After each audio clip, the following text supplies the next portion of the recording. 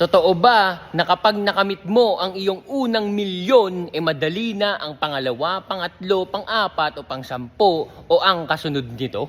Marami ang nagkakamali sa pagkakaintindi nito. Ito kasi ang pinakaibig sabihin niyan. Kapag nagkaroon ka ng unang milyon o 1,000,000, ang ibig sabihin niya, hindi ka tanga. Alam mo na ang formula, marunong ka nang humawak ng pera, marunong ka na mag-budget, marunong ka na mag-reinvest at magpaikot ng tamang pera. Hindi dahil sa nagkaroon ka ng unang milyon, kusa nang maging 2, 3, 4, madali na. Ang tunay na entrepreneur at negosyante, sobrang barya na lang ng 1,000,000. Wala na nga magagawa sa negosyo namin yan . Alam nyo kung bakit? Yang 1,000,000, 2 ice maker lang namin yan na 1,000 kg capacity. Pag nagkaroon ka na ng 1,000,000, napakadali na ng 10,000,000.